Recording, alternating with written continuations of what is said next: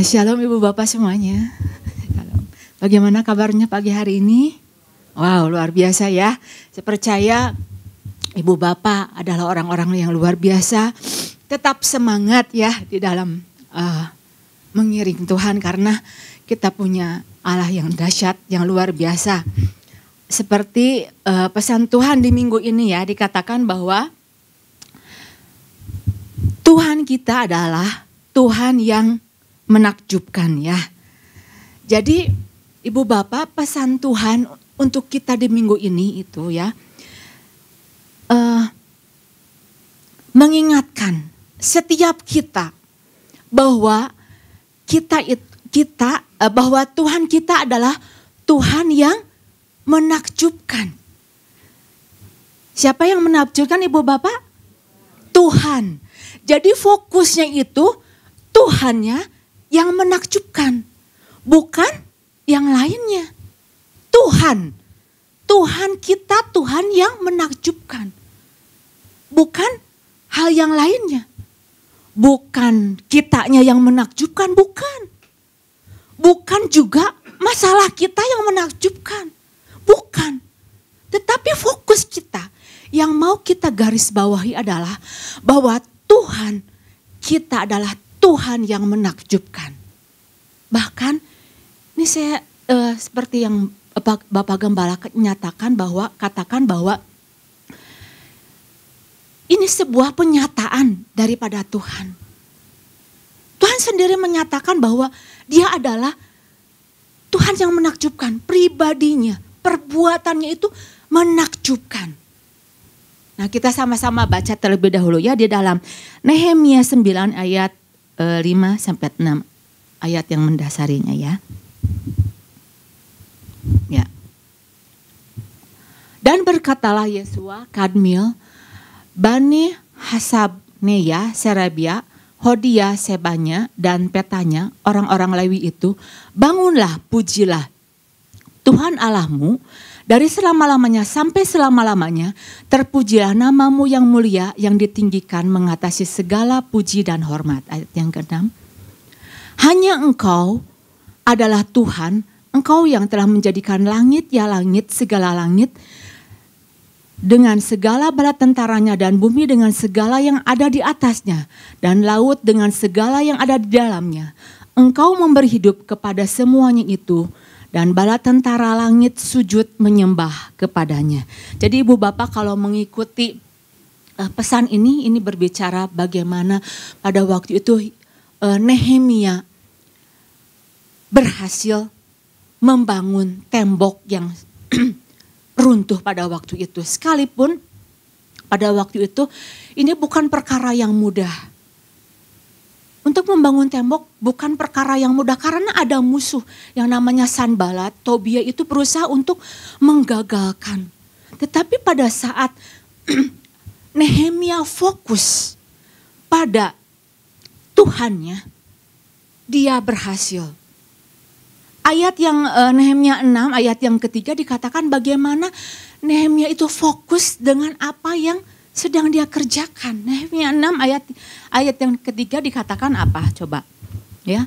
Lalu aku mengirim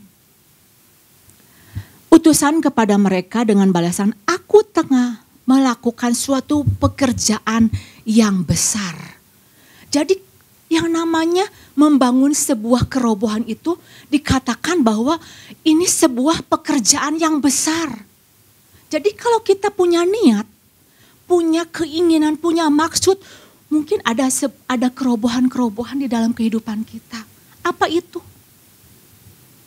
Inti pesan dikatakan bahwa mungkin yang namanya kerobohan itu ada mungkin dari aspek pekerjaan, ada dari mungkin hubungan yang roboh, keluarga, atau pelayanan. Ketika kita punya niat untuk mau membangunnya, dikatakan bahwa ini pekerjaan yang besar, pekerjaan yang terhormat, pekerjaan yang mulia, pekerjaan bahkan dikatakan bahwa pekerjaan ini pekerjaan yang luar biasa. Nah ini bukan pekerjaan yang mudah. Itu sebabnya kita perlu untuk selalu fokus kepada Tuhannya yang menakjubkan. bukan kepada besarnya masalah, bukan pada hancurnya tembok pada waktu itu, bukan. Ya, Nehemia berhasil karena dia punya fokus. Jadi yang namanya susah itu bukan berarti tidak bisa dikerjakan.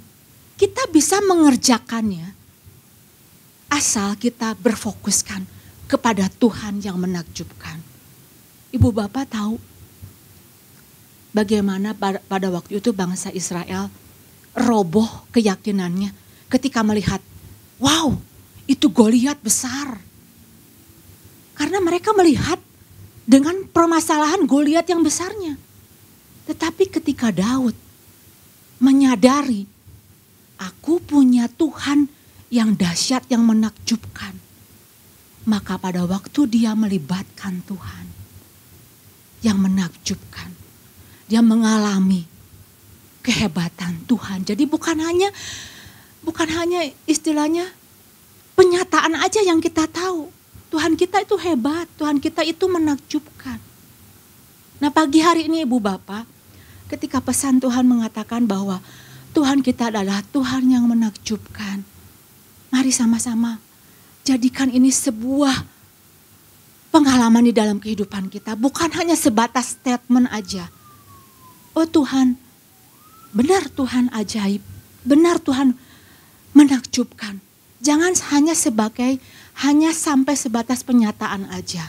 Tetapi poin yang saya mau bagikan ketika kita tahu ya bahwa Tuhan kita adalah Tuhan yang menakjubkan.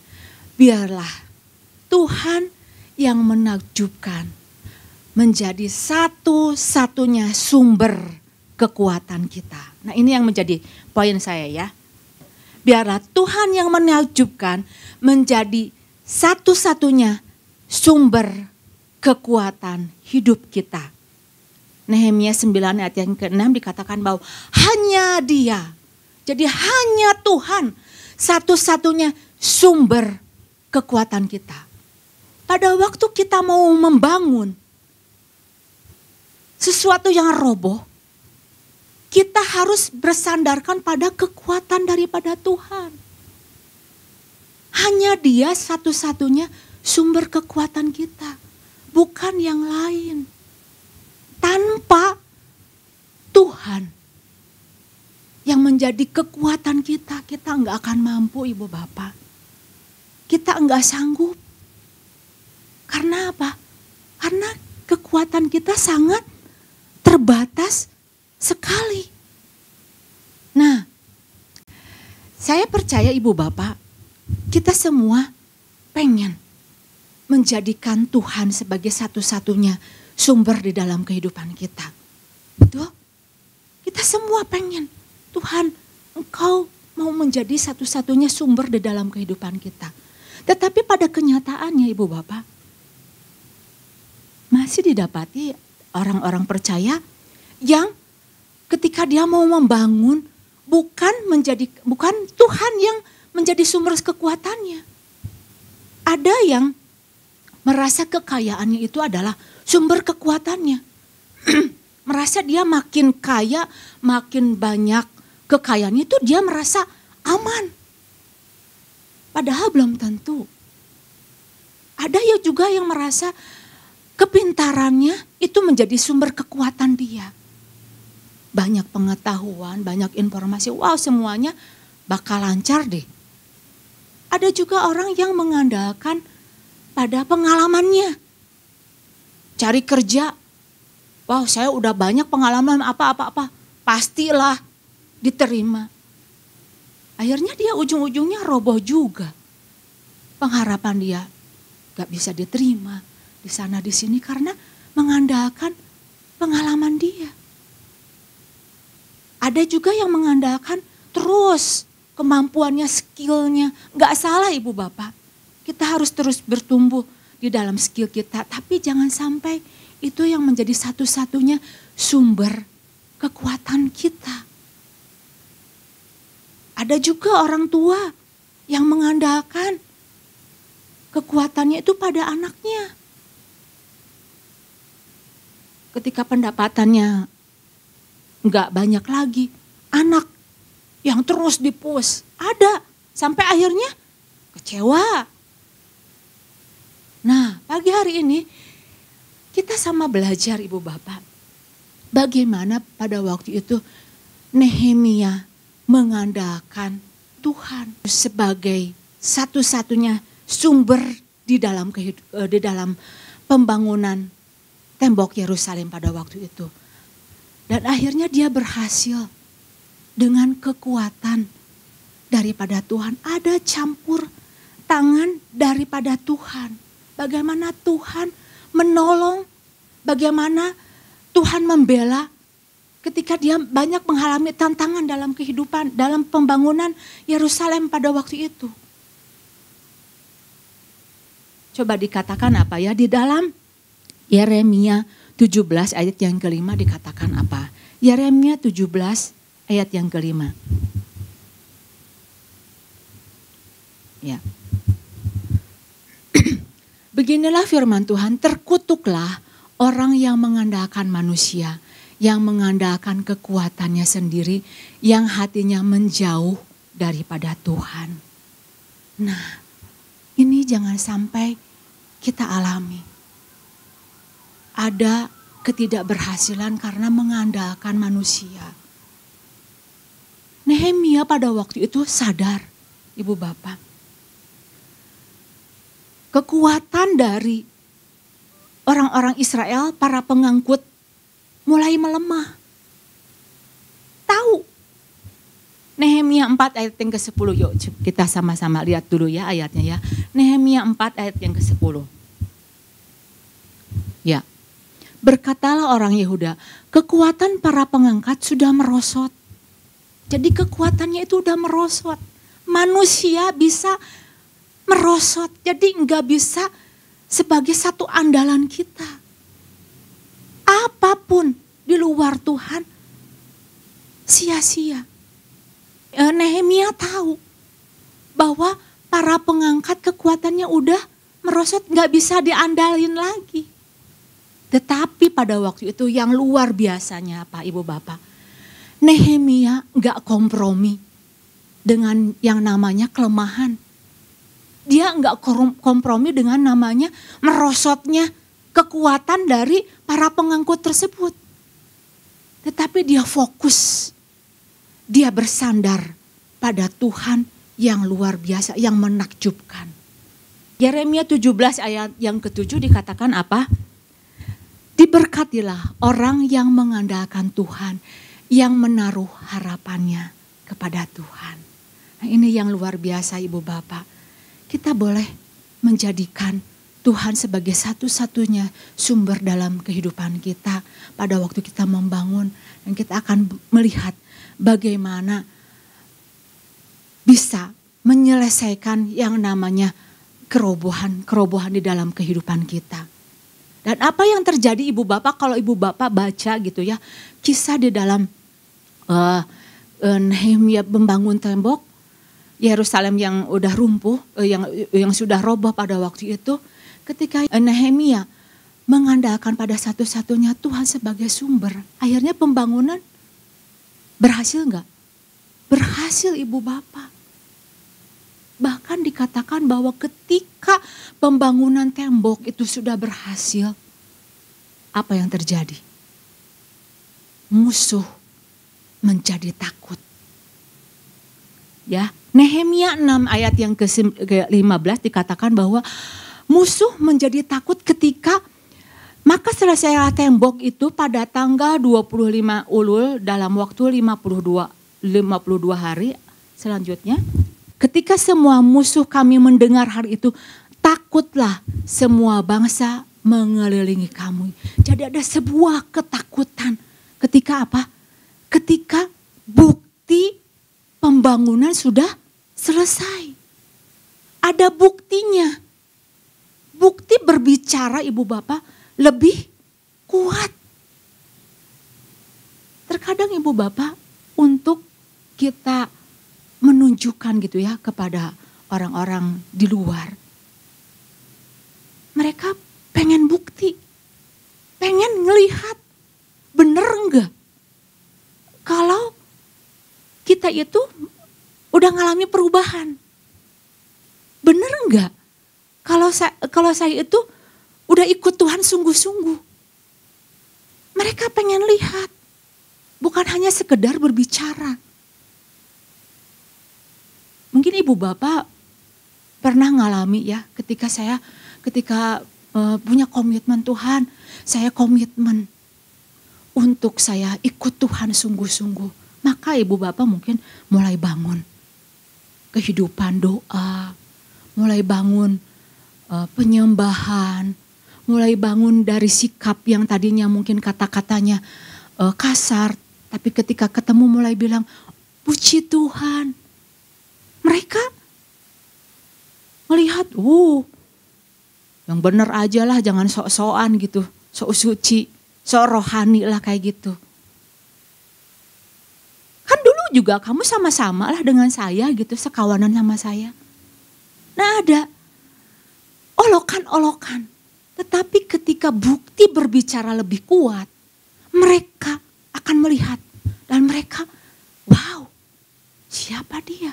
Ada sebuah kegentaran benar bahwa dia sudah diubahkan. Nah ketika ibu bapak kita juga punya sebuah kerinduan, punya sebuah keinginan ibu bapak untuk membangun sesuatu yang roboh. Ini bukan sebuah perkara yang mudah. Karena ada Sanbalat, ada Tobia, ada musuh-musuh yang berusaha untuk mengejek atau mengolok-olokkan, yang berusaha untuk tidak terjadi perubahan itu. Tidak terjadi yang namanya pembangunan tembok itu. Mari ibu bapak, kita sama-sama bukan andalkan diri kita. Kita andalkan Tuhan. Minta Tuhan mulai menjadi sumber kekuatan kita. Ada banyak ibu bapak bisa dapatkan dari mana aja sumber kekuatan itu. Banyak ibu bapak, waktu ibu bapak memuji, menyembah Tuhan, saya percaya hadiratnya akan turun memberikan kekuatan. Pada waktu ibu bapak lemah, datang doa, datang pagi, datang ke gereja, datang mencari Tuhan, saya percaya itu sumber kekuatan kita. Dan saya percaya sekali, satu-satunya sumber yang menjadi sumber kekuatan kita pada saat kita terkoneksi langsung dengan Bapa kita di surga. Amin. Nah, ini poin yang pertama yang saya mau membagikannya itu, biarlah Tuhan yang menakjubkan menjadi satu-satunya sumber kekuatan kita. Nah, yang kedua yang saya mau membagikannya, ketika kita tahu bahwa Tuhan kita adalah Tuhan yang menakjubkan. Biarlah kita menjadi orang-orang yang mengalami Tuhan yang menakjubkan. Biarlah kita menjadi orang-orang yang mengalami Tuhan yang menakjubkan. Jadi bukan hanya sekedar kita, tahu Tuhan itu menakjubkan. Tetapi kita mau menjadi orang-orang yang mulai merasakan Tuhan itu hebat ya. Mau punya keinginan untuk menikmati kehebatan Tuhannya.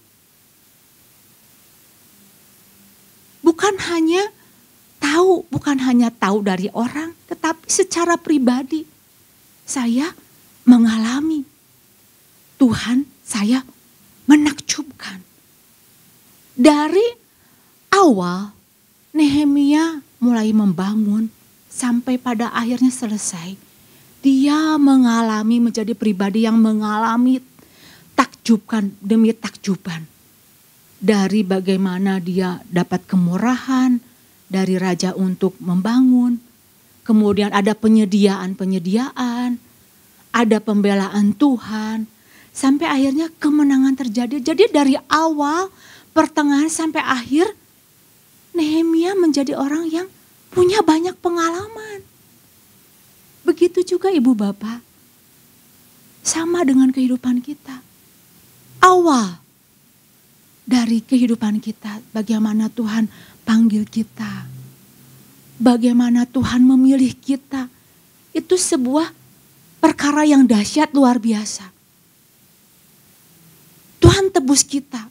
Awal kehidupan yang baru. Tuhan panggil kita Tuhan pilih kita terus berjalan. Sampai harusnya itu sampai pada akhirnya kita boleh mengalami takjuban demi takjubkan. Dari awal, pertengahan, sampai akhir. Harusnya begitu. Bukan hanya di awal aja semangatnya. Jadi kekristenan kita itu bukan bagaimana kita mengawalinya, bukan. Tetapi bagaimana kita mengisi dengan konsisten. Dari pertengahan terus sampai pada akhirnya. Nehemia mulai dari bangun dari batu bata. Dari bata yang pertama. Dia terus susun hari lepas hari. Sampai 52 hari dia selesai. Dari awal pertengahan sampai akhir. Ada banyak yang Nehemia alami boleh menjadi pribadi yang menakjubkan. Tuhan yang menakjubkan. Nah Ibu Bapak, saya mau membagikan nih bagaimana ya kehidupan seorang yang buta di dalam Lukas gitu ya 18. Jadi pada waktu itu ada seorang buta di Yeriko. Ketika Tuhan datang gitu ya, ketika Tuhan datang, si orang buta ini dengar gitu, karena kersak-kerusuk gitu. Oh, orang lagi pada sibuk gitu ya. Orang buta ini bertanya sama orang-orang sekitarnya, ada apa gitu? Ada apa gitu? Apa yang terjadi gitu?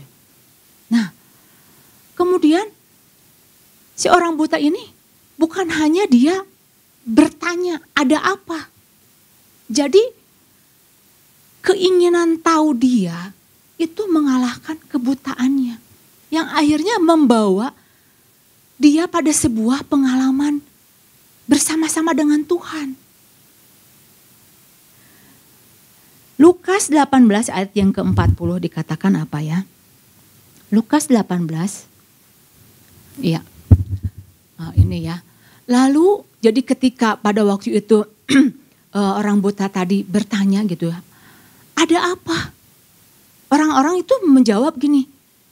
Yesus orang Nazaret. Nah orang buta tadi itu bukan hanya dia sekedar tahu.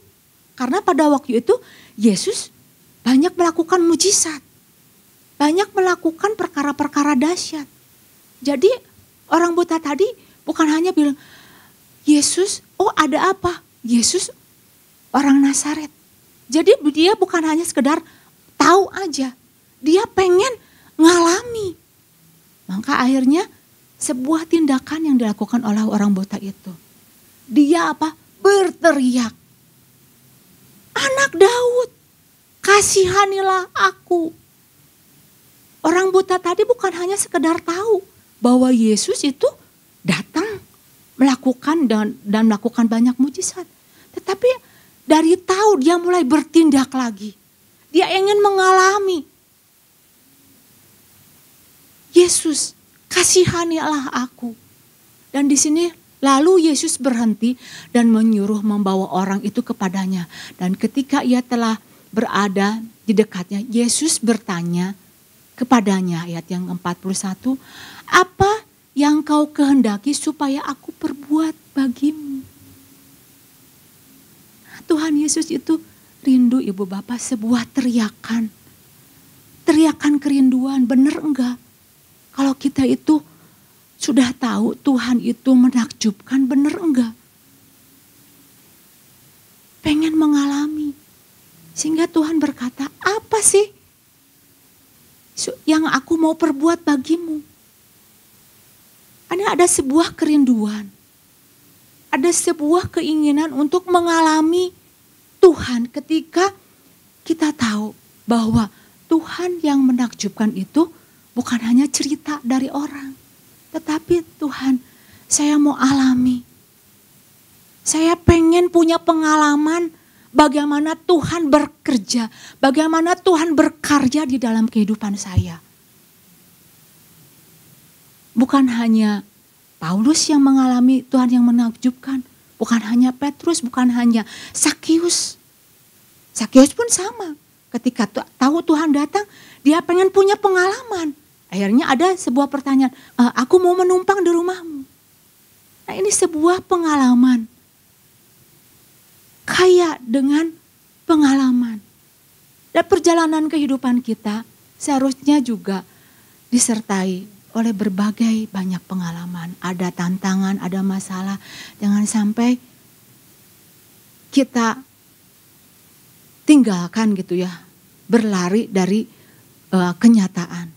Tetapi ini mari jadikan ibu bapak ketika Tuhan menyatakan dirinya. Ini adalah sebuah momen di dalam kehidupan kita. Bagaimana kita mau kenal dia lebih dalam lagi. Kenal Tuhan yang menakjubkan di dalam kehidupan kita. Jadi ada waktunya, dan ini adalah waktunya ketika Tuhan mau membuka, ketika Tuhan membuka dirinya bahwa dia adalah pribadi Tuhan yang menakjubkan. Mari ibu bapak kita sama-sama boleh menjadi orang-orang yang menjadikan bahwa dia adalah sumber kekuatan yang mana kita sendiri adalah orang yang benar-benar mengalaminya. Dan bagaimana kita punya pengalaman bersama-sama dengan Tuhan. Demikian firman Tuhan, Tuhan Yesus memberkati.